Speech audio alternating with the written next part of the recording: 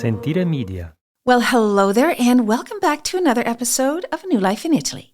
I'm your host, Samantha Wilson, and today we are going to talk about a topic that so many of you people ask me about, and that is, can I bring my pets? And what is it really like to live here in Italy with your furry friends? So whether you're moving with your beloved dog or your cat, or even a ferret, actually, because you can bring those too, or are thinking about adopting one when you get here, there is a lot to know. From pet passports and microchips to vet care, rental rules, and even Italy's quirky animal laws. Today we're covering everything that you need to know to make sure that your pet settles into la dolce vita just like you. Now, Italy loves animals, but it's not the same as what you might be used to in your home country. There's differences, there's cultural differences, not just in people's norms, but also in the way that we live with our pets here. There's also legal hoops to jump through, of course, surprise, surprise. And let's be real, some of these rules will make you either laugh out loud or just shake your head. Like, did you know that Rome actually requires dog owners to walk their dogs once a day? And Turin, a few years ago, took it up a notch. They require you to walk your dog 3 times a day, and you can't wear any silly dog outfits or paint your dog interesting colors because, well, that's humiliating your dog, and you can risk a fine. So if you're picturing yourself sipping an espresso with your dog at your feet in this beautiful piazza, we're going to make sure that that actually happens without stress, without surprises, and with the right paperwork in place. Are you ready? Let's get started. I'm Samantha Wilson, Chief Dream Maker at smartmoveitaly.com, and this is A New Life in Italy, a show where each week I take you behind the scenes of what it's really like to move to Italy, introduce you to some fascinating people, answer your questions, and show you how starting a new life in Bel Paese is possible for you. All right, let's start with the basics. How does Italy treat its pets? Well, the short answer is, well, very well, especially when it comes to laws. You see, on paper, Italy is actually one of the more progressive countries in Europe when it comes to animal welfare legislation. In fact, back in 2004, Italy passed a national animal rights law that does more than just punish abuse. It actually acknowledges the dignity of animals. Yes, the dignity. Now, we're not just talking about food and shelter here with animal rights. We're talking about the right to be treated with respect. Now, let me give you a few examples that maybe might surprise you. First of all, abandoning a pet in Italy is a criminal offense. Now, that means if you move away and you leave your dog or cat behind, or you just decide that you're done with them, you're not just a bad person, which obviously you are, but you're also committing a crime here. Penalties can include fines up to 10,000 euros and even jail time, so it's pretty serious. Another one is that neglect can be taken very seriously, and in some parts of Italy, it's illegal to keep a dog chained up outside for long periods of time. And dogs must be able to move freely and have access to proper shelter and water. Now remember, it's quality of life here, not just for the people, but also for the animals.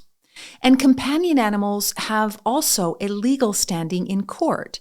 In domestic disputes, for example, like divorce, Italian judges have awarded shared custody of their pets. Now, I know this can happen maybe in your home country, but here pets are recognized more like family members. They're not just property that needs to be divided.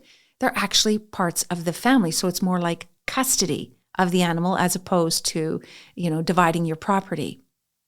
And then pet shops, this is something interesting too. They're quite restricted here in Italy. So you can't find puppies or kittens in every storefront window like you might in some other countries. And that's intentional. Italy discourages the commercial breeding and the sale of pets in shops and encourages adoption instead. Speaking of that, euthanasia is also restricted to only when an animal is very ill or injured, and for compassionate reasons. So it's illegal just to euthanize animals because there's too many of them. So they don't use it for population control like they do in a lot of other countries. And here's a quirky one. In some towns, like I said before, Turin being one of them, you are legally required to walk your dog 3 times a day. In Rome, that's once a day. And why? Because in Italy, failing to provide exercise and stimulation to your pet is considered cruelty. I'm not kidding about that. They're very serious.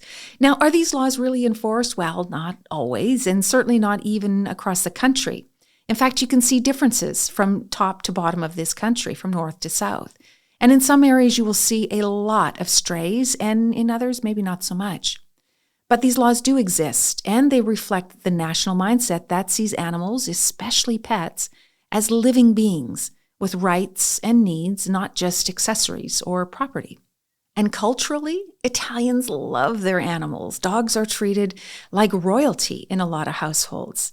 I mean, it's kind of a little more wild, however, in the rural or southern areas where the culture around pets might be a little more old school, where you might see working dogs chained outside or cats just roaming around freely.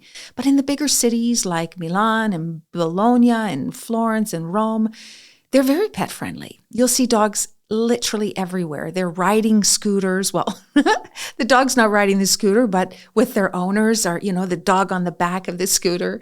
Or actually here in Florence, there's a guy who rides around on his bicycle, an old man on his rickety old bicycle with the basket in the front and on the back, and inside the basket, it's just full of Maltese poodles or Maltese kind of dogs. He's got maybe 6 or 7 of them, and he drives around all over the place. So he's quite a sight to see.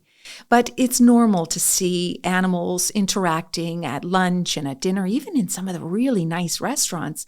It's not uncommon to see a dog there. So basically, wherever you go, your dog can go too. This includes trains and buses and even inside grocery stores. Now, technically, it's not supposed to happen, but, we do it anyway. People bring their dogs with them everywhere that they go. There's this level of almost like integration that pet owners from North America aren't always used to. But in my opinion, it's one of the best parts of having a dog in Italy. You can get to bring them literally everywhere. But the truth is, really, all of these things that you can do with your dog is much easier if you have a small dog, like a little dachshund or a French bulldog or a chihuahua. If you have a small dog like this, then you can do pretty much anything. If you have a Great Dane or a Husky or a giant, we have a client of ours who has this absolutely beautiful big Mastiff dog that they brought over. I mean, he's huge. And of course, they have to make different decisions on what they can and they cannot do. So it's a little more complicated the bigger that your dog gets.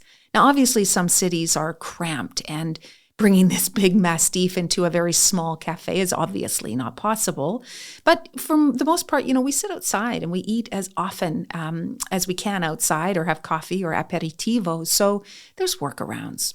However, if you're planning on renting, you need to accept that there will be fewer rental options for you, especially if you've got lots of pets or a big animal.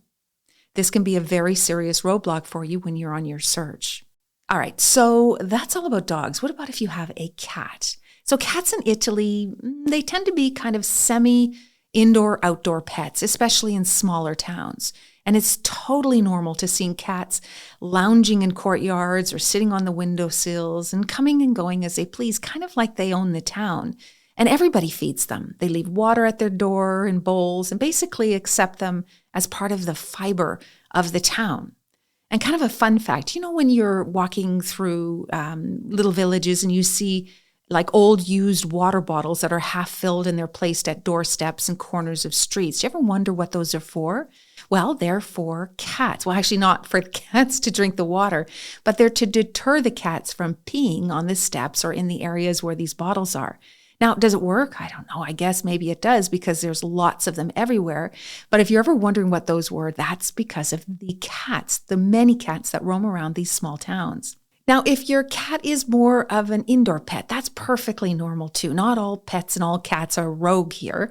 I mean, just have a look when you're walking through the streets or the towns in Italy. Just look up. And then I'm sure you're going to see a number of cats, and not just one, but probably lots, sitting in the windows, just sizing you up from the apartment window, sort of giving you the stink eye. They're there, they're always watching you. And if you just take a peek up, I know you'll see lots of them. Now, all of this is what to expect once you're here. So let's just rewind a little bit. Because before your dog is trotting through cobblestone streets like a local, there's some work that you need to do. So moving your pet to Italy isn't as simple as just buying a plane ticket and stuffing them into a carrier. I mean, I wish it were.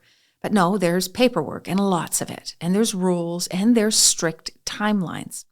And if you don't follow the rules exactly, you could end up with a very stressed out pet, not to mention you, or worse, one that is stuck in customs limbo. So let's talk about that. Let's break it down. Now, if you're bringing your pet from outside of the European Union, like North America, UK, Australia, places that actually don't have quarantine rules, then you need to get this next part 100% right. Now, here's what Italy requires before your pet steps one paw in Italian soil. First, you need a registered microchip. Now, this isn't just any microchip. It has to be an ISO microchip. Now, I've put this link in the show notes here, so if you're trying to figure out which one it is, this will help you out. And don't worry if you really don't know exactly what it is, because your vet will, and they're the ones that need to put it in, and they inject it into usually the back of the neck of the animal. So always double check you get the right microchip, because we have to read them here in Italy. So this international microchip reader needs to work. That's why you have to have the exact same one. Now, you also need to have a current rabies vaccination. And here's where it can get a little bit tricky, because it has to be, this rabies vaccination has to be administered after the microchip is implanted. So the first thing you do is the microchip, and then you have to get the rabies. And this has to be done at least 21 days before your travel. Not one day before, not 2 weeks, but 21 days, especially if this is the first rabies vaccine of your pet. It's a magic number, so mark this down and don't forget about it, because we've had lots of people who decide they're just going to get those rabies vaccines just a week before they leave, and they have to wait. Now, the other thing you need is an official health certificate, and it has to be issued within 10 days of your departure. So this document confirms that your pet is healthy to travel and is ready to travel. And in the US, normally your regular vet, even in Canada, your regular vet will fill this out. But it has to be then endorsed by the USDA if you're in the States, or the CFI if you're in Canada. And in Britain, I think it's the DEFRA that you have to have this vet certificate endorsed. And you'll need this document for when you arrive. So yes, of course, there's paperwork. This is Italy. And yes, it's tedious. This is Italy. But if you skip even one part of that process, you could be dealing with quarantine, denial of entry, or in extreme cases, your pet could be just sent back. Yeah, that's back on a plane all alone. And you won't know this until after, if your pet's underneath, until after you've arrived and gone to pick them up. So no one wants that kind of trauma. So make sure you plan ahead for both you and your little pet. Now, once you've arrived and everyone has had a good sniff around of their new home, there's one more thing that you have to do, but this can't be done until after you've obtained your residency. And that is to register your pet with the ASLA and get a pet passport. Now, remember, just a reminder that getting your residency can take several months here to sometimes over a year, depending on where you're living. And you can't travel to other Schengen countries without a pet passport. So make sure that you plan all of this in the process. Now, the first thing that you need to do is go to your local vet. So find a vet, ask around, ask your landlord, ask the local bar person, ask somebody you know, hey, where's a good vet? And then make an appointment, take your pet in, and they will confirm that you have the vaccines, that they're all up to date, and that they're healthy. And then they're going to issue you a certificate. And then you need to make an appointment with the ASLA office. Now, this is the local health authority, and there's an ASLA office in every comune, every municipality. And it's mandatory that you go here to the ASLA and register your pet if it's a dog. Now, if you have a cat, it's optional, but it is still strongly encouraged, of course. Now, you need to do this to register your pet's residency in that area, as well as get the pet passport. Yes, that's right. Even pets need to be registered residents of Italy. And when they are, they get their own little cute little sort of pet Italian passport. Now, the process is fairly straightforward. However, as again, this is Italy, so I wouldn't plan anything else for the day, maybe lunch, and that's it, because you're probably going to spend several hours getting this done. Now, on the day of your appointment, bring your ID and any other document that proves who you are. And even if you've just bought the animal, then proves that you are the owner, and all of the documents that the vet gave you. Now, the vet at the ASLA will scan your pet's microchip. Remember, it's got to be that perfect microchip so that they can read it, and check that it's compliant. They will check your documents and ask you to fill out a bunch of forms, and then they will issue you a pet passport for your animal, which will document their vaccines and any vital details like their name and your address and all of those kinds of things, and their date of birth, of course. Now, it can take a few days to a few weeks to finalize the registration into the system, but basically once they have you there, they've checked the pet, they'll give you that passport. And then within a few weeks, it'll be into the Italian system and you are good to go. And why does this even matter? Why should you even bother doing this? Besides, you have to, besides it's part of the rules of having a pet in Italy. But it's also because if your pet gets lost or injured or picked up by animal control, then the registration makes it a lot easier to get them back safely. It also ensures that you are in compliance with local regulations, which vary, of course, from region to region. So this means also if you move, so you move out of one region into another, let's say you move from Tuscany to Umbria, not only do you as a human need to re-register your residency in Umbria, but you also now need to re-register your pet in the ASLA in Umbria. So your pet has to come with you to all of your residencies. Now, I know it sounds like a ton of work, but the bonus is that your Italian vet, no matter where your Italian vet is, will now have all of your pet's info in the database, which makes life a lot easier here. If they ever need any care or any vaccinations or medications, it's easily ready for you. Plus, you can put a little picture inside their little Italian passport, so it's kind of fun. All right, so many of you might not have brought a pet with you. Maybe your plan is to get one once you've moved to Italy. Totally fair. The logistics, of course, can be overwhelming, and maybe it just isn't the right time for you to buy a new pet and bring it with you when you move. But now that you're here and you're settled and you're enjoying your new life, you're thinking, I think something is missing. And that something might just be a four-legged friend. Now, let's talk about what it's really like to get a pet after you've arrived in Italy. Let's start with adopting a pet. So first of all, yes, you can absolutely adopt in Italy, and I fully encourage it. In fact, Italy has a really big rescue culture, especially in the south, where unfortunately there's a lot of stray animals. They're a little bit more common because there's more abandonment and kind of a lack of spaying and neutering enforcement down in the south with pets. But here's the thing, adopting in Italy isn't like picking out a goldfish. You don't just walk in, fall in love, and walk out with a leash in one hand and a brand new little best friend. No, this is Italy, my friends. So most rescues will ask you for a lot of things. First of all, they will have a home visit. Yeah, somebody will actually come to your house and see where that animal will live. They want to make sure that your space is safe and appropriate for the animal you want to take. And they'll also need proof of income. And not because you need to be rich, but because they want to know that you have the money to actually pay for the pet, to feed the pet and take care of them for long term. And they will ask you to sign a commitment contract. Now, this is a document that promises that you will care for the animal properly, that you will give the animal the vet checkups, and often that you won't sell or rehome the animal without telling the adoption clinic first. Now, it's a bit more involved than you were expecting probably, maybe. But honestly, I love how seriously Italians take this. They are deeply protective of these animals, especially the ones that have already had a really rough go in life. And that means that you're entering to an adoption with intention. And that's how it should be. Remember, pets here aren't just property. They're part of the family, and they have their own rights and their own dignity.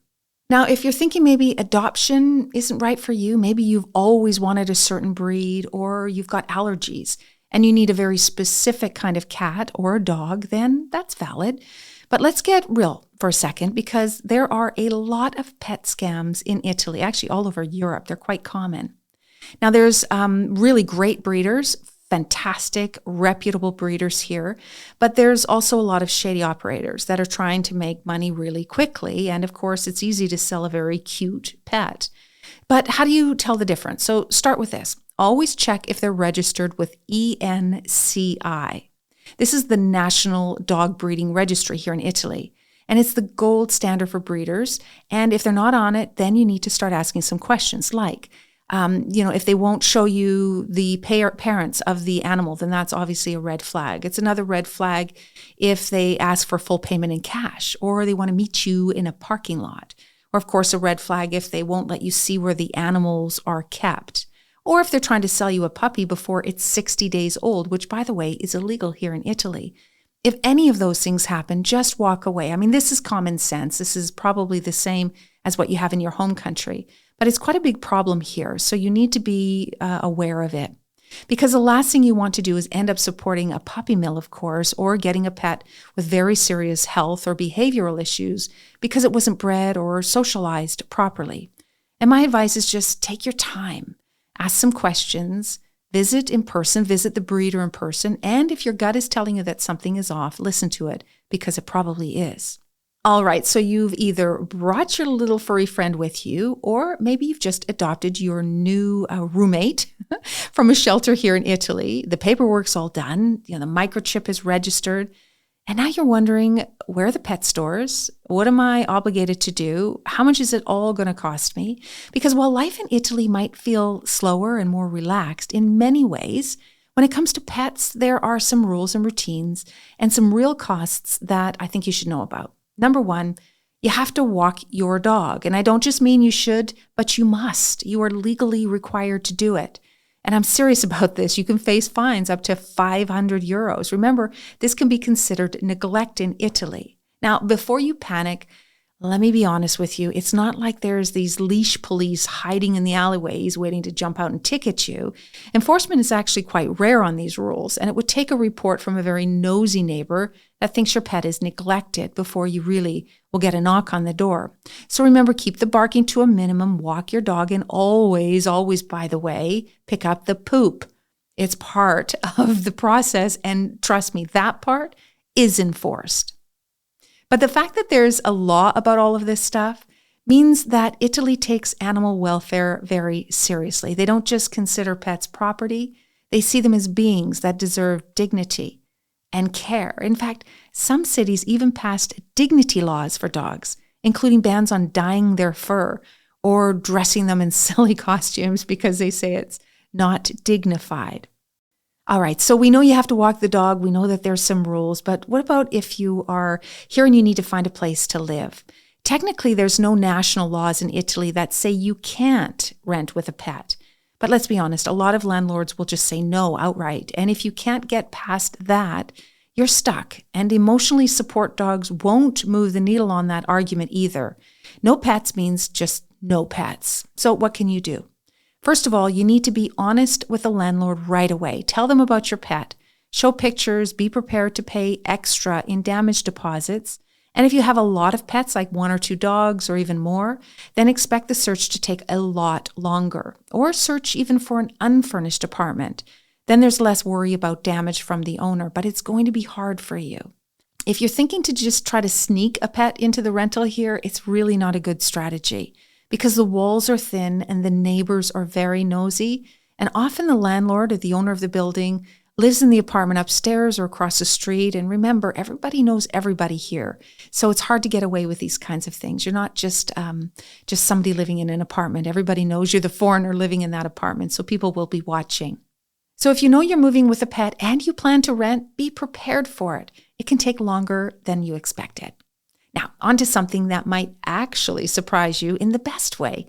And that's vet care in Italy is super affordable, like shockingly affordable if you're coming from like the US or Canada or even the UK. So for example, a standard vet check, just bringing your animal in, just saying, hey, how's he doing? This is about 30 euros, 30 to 50 euros sometimes. An emergency visit to one of those 24-hour veterinary hospitals is generally under 100 euros. And vaccines and medications and treatments, well, they're way cheaper than you probably expect.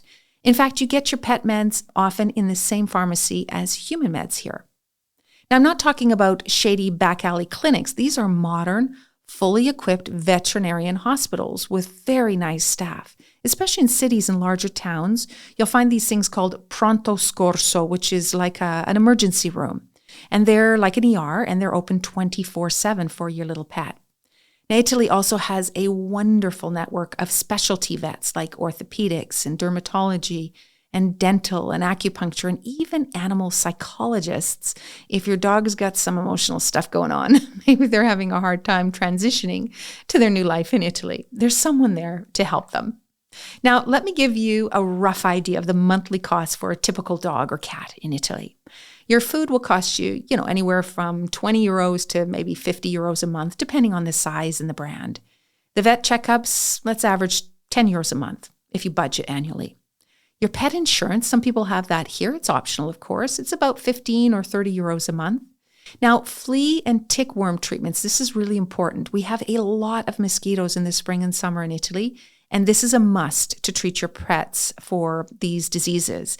Now, it usually starts in April, and then you continue to treat them for about 6 months, and it costs about maybe 150 euros for the full cycle, depending, of course, on the size of your breed. And then if there's extras like grooming and toys and training, and this all totally depends, of course, on your lifestyle. But for example, our groomer, we have a little 3-kilogram, long-haired, completely obnoxious Chihuahua, and it costs us 20 euros for a full bath and a blow dry and her nails, a full groom, everything. 20 euros is nothing. It's very, very cheap. So ultimately, if you're looking at maybe 50 to 100 euros a month for a dog and slightly less for a cat, so that's a very well cared for, spoiled pet. So it's quite affordable to have an animal in Italy. All right, so let's just bring all of this home. Is Italy a great place to have a pet? Well, honestly, yes. We've always had an animal here. Our first little dog, we brought her from Canada here to Italy. Actually, we stopped in Paris. She ended up with a French passport, of all things. And then she ended up moving here to Italy. And we lost her just over a year ago. She was quite old. And then we just recently, last year, got a new little Chihuahua, like I said, our little obnoxious one. So we've always had a pet here in Italy, always had a pet in our lives. So it's a big part of who we are and part of our lifestyle. And I think that having an animal here is really the greatest thing because you can do absolutely everything if you have a small dog. It's a completely different lifestyle, even with your pet here. Because your dog or your cat isn't just tagging along for the ride here, they're really becoming Italian too. And that means the paperwork and the microchips and the rabies shots and the registrations. Yeah, there's all that bureaucracy. But it also means that you get to enjoy your pet, and they like to have their little prosciutto flavored treats and this slower pace of life in Italy. So let me just recap what we talked about today. If you're moving with your pet, make sure you start early with the paperwork. Don't wing it. Don't do it a week before, or don't wing it at the airport. You're going to have a bad result if you do that. And second, once you arrive, register them properly, get your residency first, and then get familiar with the local vet scene. Now, also, if you're adopting a pet, once you're here, know that it's a process. Italy doesn't hand over animals like free samples here. You have to go through this home check and paperwork and probably get grilled about your lifestyle. Don't take it personally. Remember, animals have their own rights here too. And if you're renting, plan ahead and negotiate up front. Do not wait until you've fallen in love with that perfect apartment to finally ask if, little Fido is allowed to come with you. It's a waste of everyone's time. And then finally, daily life with pets in Italy is really a beautiful way of living. It's also very regulated. The dog dignity laws and the daily walk rules and the cultural expectations, well, they're real. And you'll quickly learn that Italians love animals, but they expect you to treat yours with respect and they expect them to behave.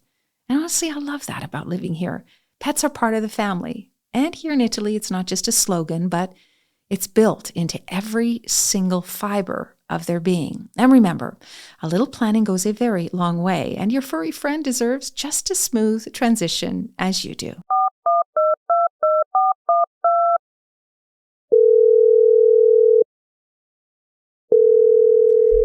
It's time for listener questions. Just like the old radio call-in shows, my team has picked 3 listener questions, all left on our voicemail. I have no idea what these questions are, but I haven't been stumped yet.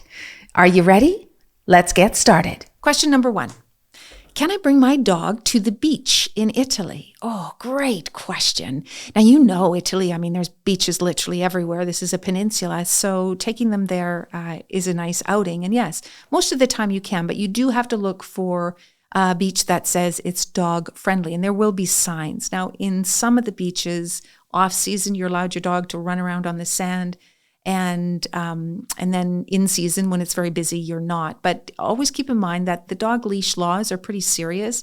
You are supposed to keep your dog on a lead even when they're running around on the sand. So keep that in mind. If people can get a little bit annoyed if your dog is running around on the beach uncontrolled. And also pooping on the sand, make sure you clean all of that up. But generally speaking, yeah, you can bring your dogs to the beach. Just find the one that is dog friendly. Question number 2, what happens if my pet gets lost? Oh my goodness. So there is a thing in Italy, I think it's probably everywhere, where animals are getting stolen, which is just tragic.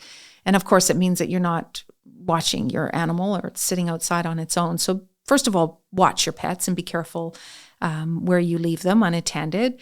But this is another good reason for having that microchip because it's linked to your pet and it's embedded under their skin. So although it doesn't have a GPS, I don't know if you could even get those, but you certainly will be able to locate it on the pet registry, or if, an animal is stolen and somebody takes it into the vet, it'll show where the vet or that pet actually belongs.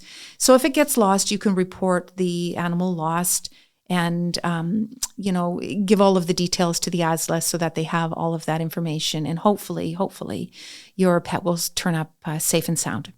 And question number 3, are certain dog breeds banned in Italy? Well, there's no official ban. Actually, if you're moving to Italy, you're allowed to bring up to 5 pets with you, and there's only certain kinds of pets that you can bring. There is a list on the Italian immigration website, but typically it's dogs and cats and ferrets, actually, and they're allowed to come in. But there's no official ban, but breeds like pit bulls or Rottweilers do require extra documentation. And when you're traveling with them on the trains or public transportation, things like that, you will have to have muzzles on them as well. But there's not, to date anyway, there's no restrictions on the kind of breeds that you can bring into Italy.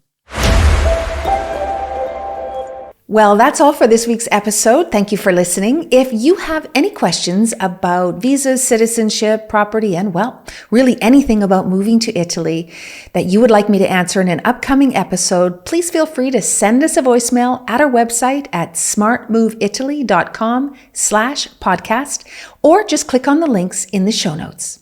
Thanks again for listening, and remember, you can find all of the resources and the links to the people and the places that I mentioned in this episode inside the show notes. Ciao for now.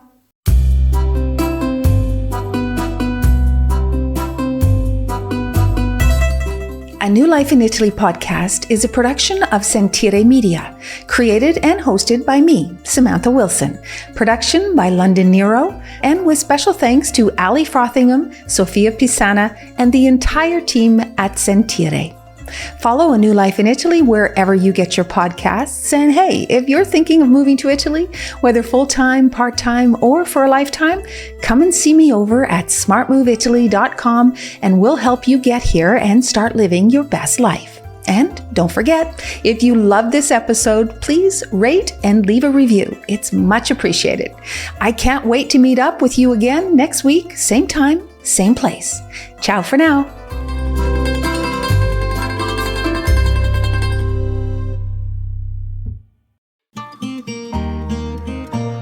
Sentire Media. Well, hello there, podcast listeners. Quick heads up before we get started on the show today. For anyone dreaming of retiring to Italy, my live elective residency visa workshop is back, and it's better than ever. I'm going live on April the 14th at 1 p.m. Eastern Time. But don't stress if you can't make it live, because there is always a replay. Now, this workshop is invaluable and has helped hundreds of people nail their elective residency visa application. And considering how tricky getting this visa has become and all of the myths floating around, this 90-minute session with a live Q&A with me really is your ticket to clarity.